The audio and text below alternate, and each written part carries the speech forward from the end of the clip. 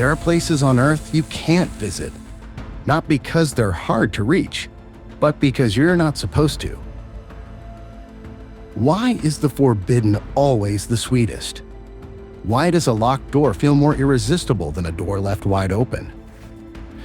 Because deep down, we're wired for one thing: curiosity. And curiosity doesn't just lead to answers, it leads to danger. Some places are blurred on maps. Some are guarded by governments that swear there's nothing there.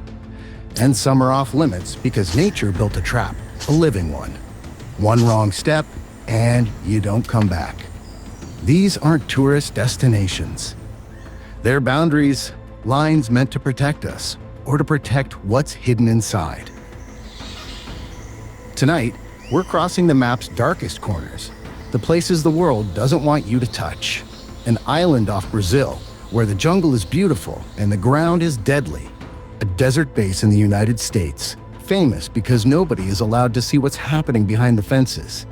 And deep in the Arctic, a vault built for the end of the world, a backup drive for the future of food. But those are just the headlines. Because the deeper we go, the stranger it gets. This is the story of the places we aren't meant to enter, and the secrets that keep them closed.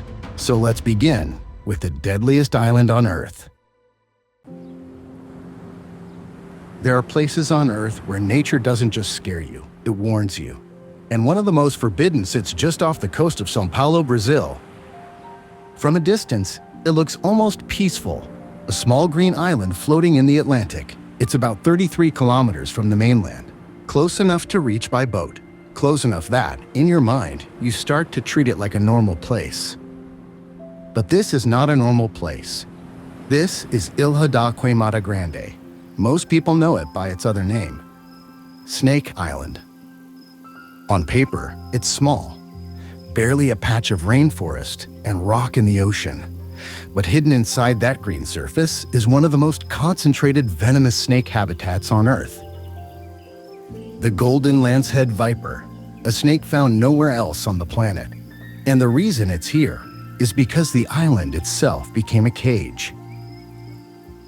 Thousands of years ago, rising sea levels cut this place off from the mainland. The snakes were stranded, trapped on a shrinking patch of jungle with limited food, so nature did what nature always does. It adapted. Up here, birds were the easiest meal. But birds can fly away. On a tiny island, a missed strike can mean starvation. So the venom changed with the mission. Not movie venom, not magic. Real venom, built for speed. Fast enough that, in the wrong scenario, it becomes a race against time. Online, you'll hear a number repeated like a curse. 1 to 5 snakes per square meter. It's the kind of statistic that spreads because it's unforgettable. But the reality is more complicated. What scientists do know is this: the population is large and concentrated in the forested sections of the island. Enough that your eyes never relax. Because you're not scanning the jungle for movement anymore. You're scanning the ground for the next step. And then there's the lighthouse. A lonely structure sitting on the island like a warning carved into concrete. Rust, peeling paint, a silhouette that feels abandoned for a reason. Local stories say the last lighthouse keeper and his family were attacked when snakes entered their home, that they tried to run for the boat and didn't make it. Whether every detail is documented or not, the fear is real. Because you don't need a legend to make this place terrifying. The ecosystem does that on its own. And that's why the island is closed. Not just discouraged, not visit at your own risk. Closed. Only the Brazilian Navy and permitted researchers can access it. And when scientists do go, they go with strict procedures and medical support. Because on this island, there's no such thing as a small mistake. Snake Island isn't just a forbidden place. It's a reminder that nature doesn't need barbed wire. It doesn't need guards. It doesn't need a government to tell you do not enter. Sometimes the planet builds its own fences, and sometimes those fences have teeth.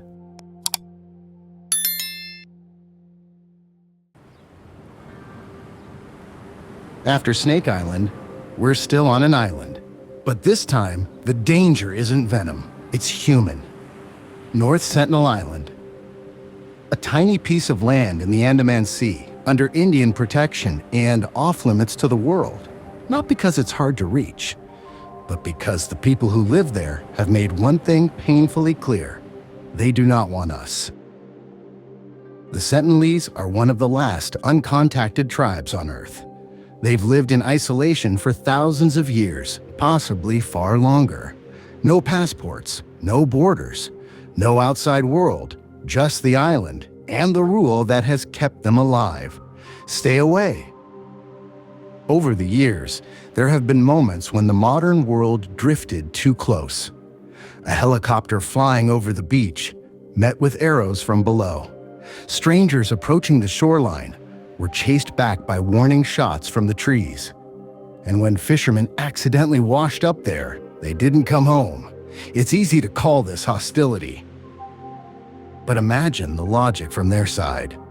A world they never asked for, arriving in loud machines, carrying unknown diseases, unknown weapons, unknown intentions. To them, contact isn't curiosity, it's extinction. And then came 2018. A young American missionary named John Allen Chow tried to reach the island. He knew it was illegal. He knew it was dangerous, but he went anyway. He stepped onto the beach, and he was killed. That story traveled around the world like a shockwave. Some people called it tragedy. Some called it inevitability. But North Sentinel didn't become forbidden because of superstition, or mystery, or myth. It became forbidden because real lives are at stake. Theirs, and anyone reckless enough to cross that line. And that's what makes this island different. Snake Island is a natural trap. North Sentinel is a human boundary, a place that reminds us, sometimes the deadliest thing in nature is us. From the Andaman Sea, we jump to the Nevada desert. A place so famous became a synonym for secrecy itself. Area 51. Even the name feels like a warning, not a city.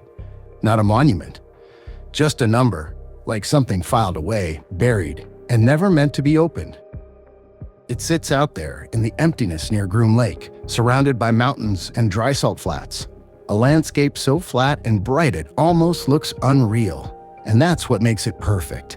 Because out here, you can test almost anything, and the world will only see heat waves on the horizon. Area 51 is probably the most famous place on Earth that no one is allowed to enter. You can drive toward it, sure. You can follow lonely highways through the desert. But eventually, the road gives you the same answer every time. Restricted. No trespassing. No photos. No warnings after this. And the message isn't subtle. Because this isn't a tourist fence. It's a hard boundary. Sensors in the desert. Cameras on poles, and security teams watching from a distance, quiet, patient, and ready. People even gave them a nickname, the Camo Dudes. You might not see them at first, but the moment you cross the wrong line, they know you're there. So what are they protecting? That question is the fuel, the spark that turns this place into a legend. The wildest theory is the one everyone knows. Aliens. That Area 51 is where the US government hid something that didn't come from Earth. That the crash at Roswell in 1947 wasn't weather balloons, it was a visitor. That the wreckage was recovered, shipped west, locked behind steel doors, and studied in silence for decades.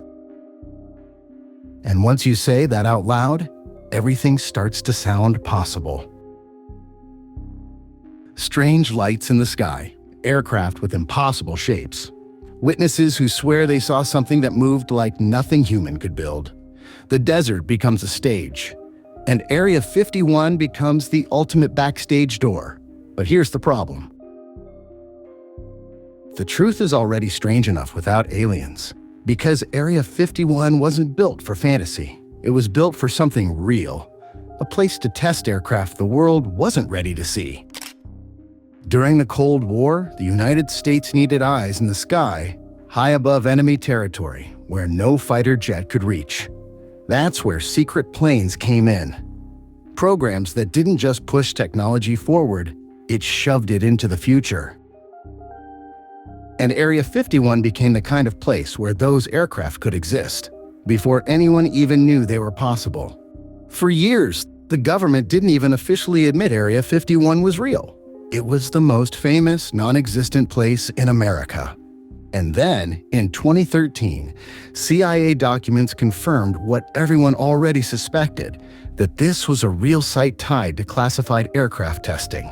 Not aliens, not spaceships, a test facility. But even that answer doesn't end the mystery. It makes it deeper. Because if Area 51 was used to test advanced spy planes and experimental aircraft, then a second question hits you even harder. What were they testing that the public wasn't meant to see? And what are they testing now? That's why the UFO stories never die.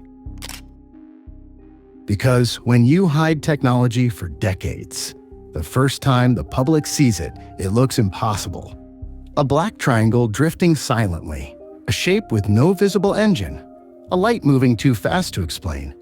Sometimes the simplest answer is the most unsettling one. It wasn't a visitor from the stars. It was us, building things in the dark and letting the world guess.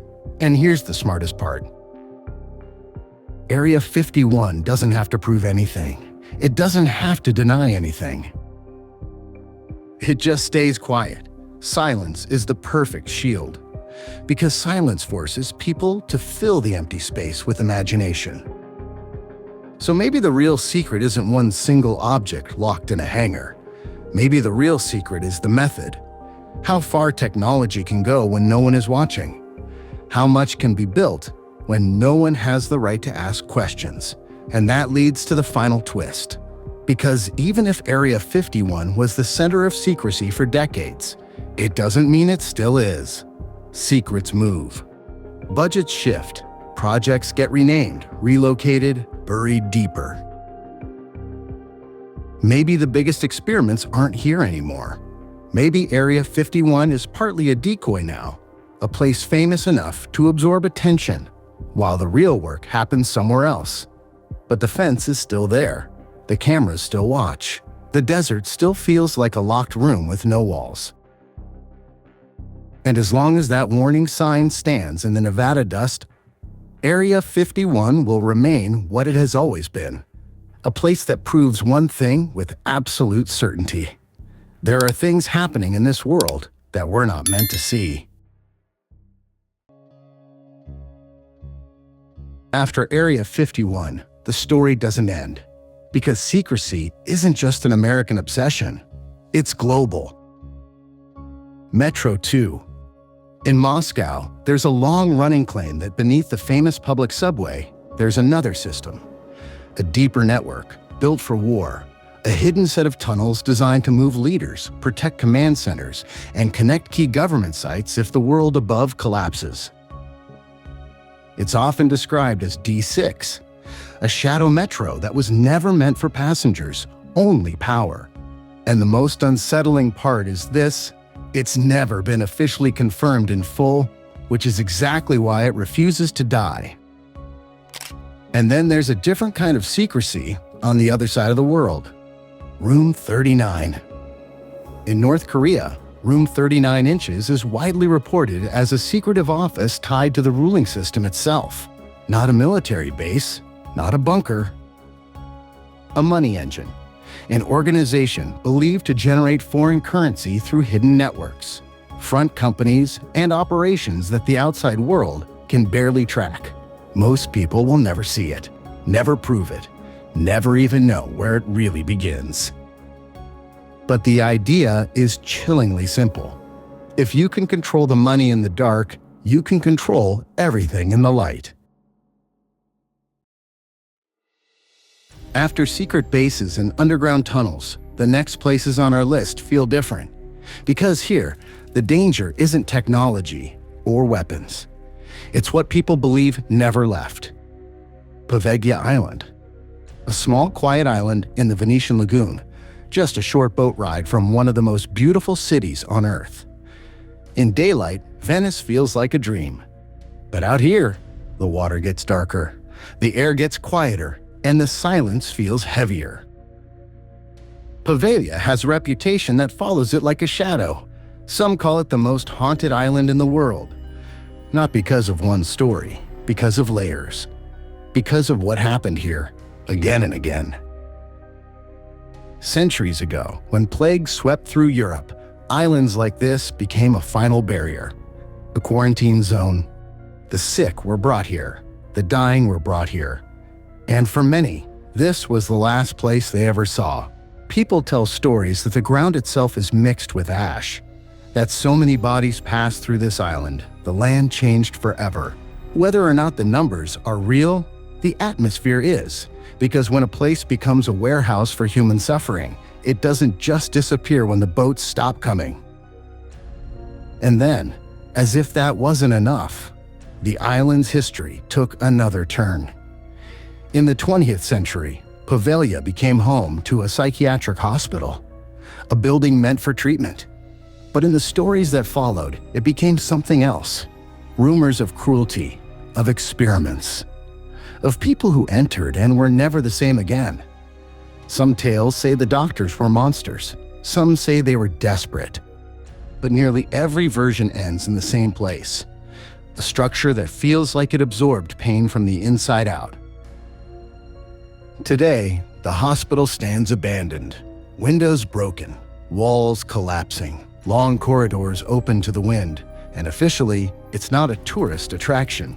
It's dangerous, unstable, off-limits. But the real reason people don't go isn't just the risk of falling concrete.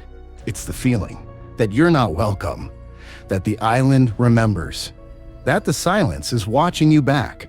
Poveglia is proof that you don't always need a fence or soldiers to keep people away. Sometimes a place becomes forbidden because history left scars too deep to disturb.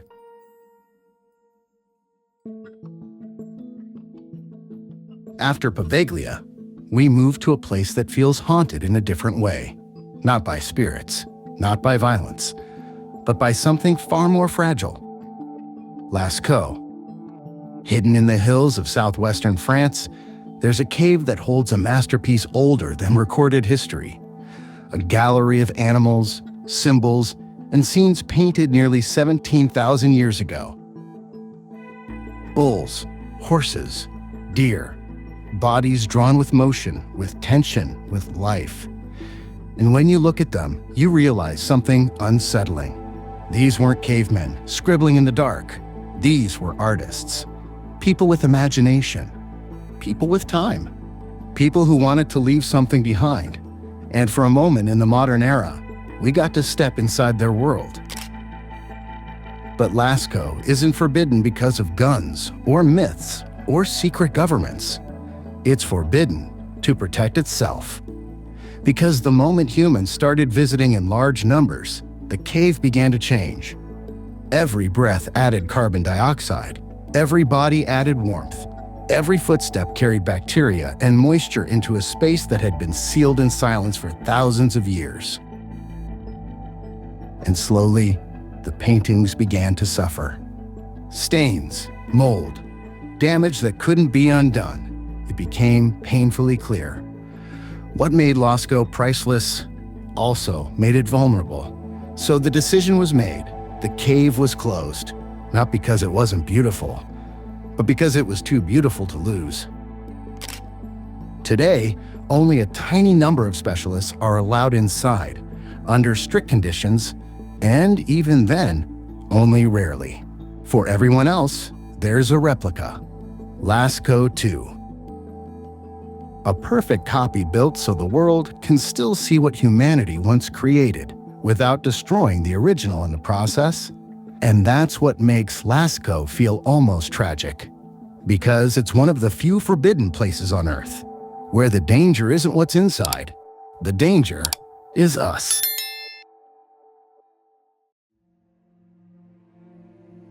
After islands that kill and caves that can't survive our breath, we end somewhere colder than all of them.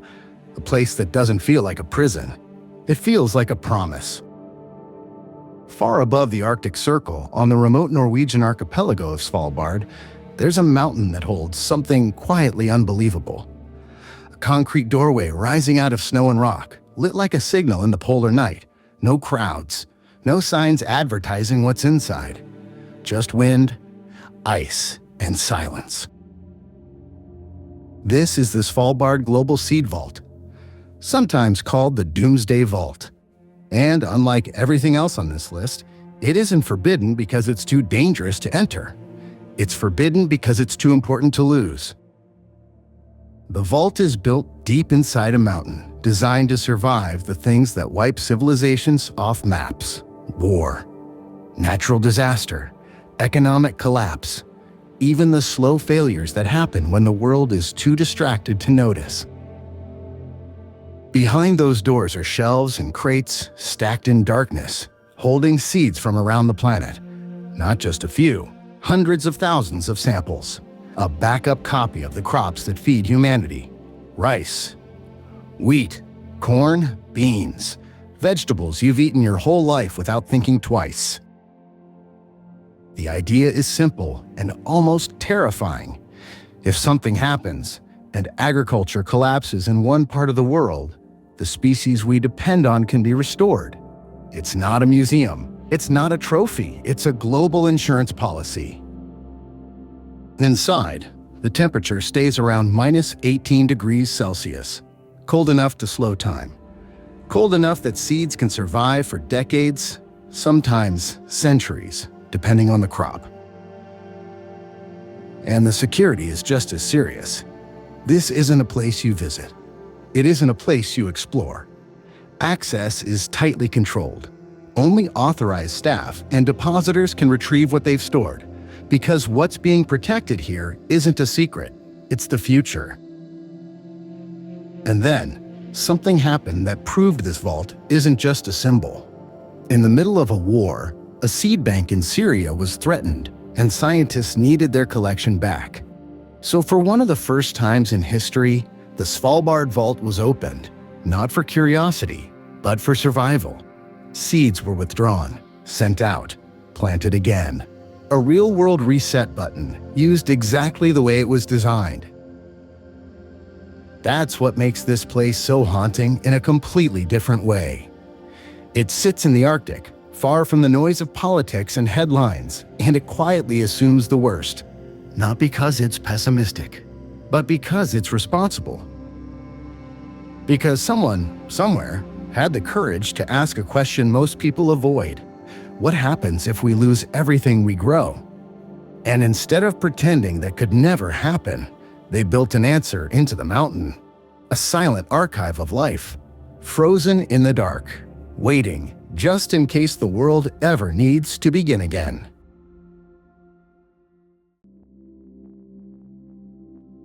And that's the strange truth about forbidden places.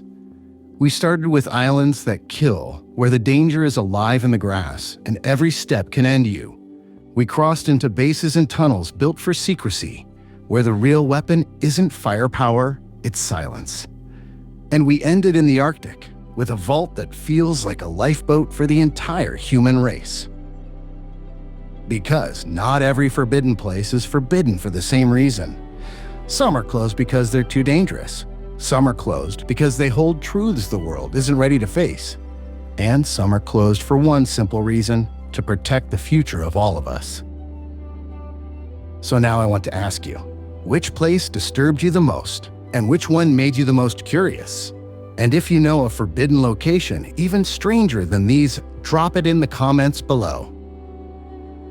If you enjoyed this journey into the world's locked doors and hidden boundaries, make sure to like the video, subscribe, and I'll see you in the next mystery.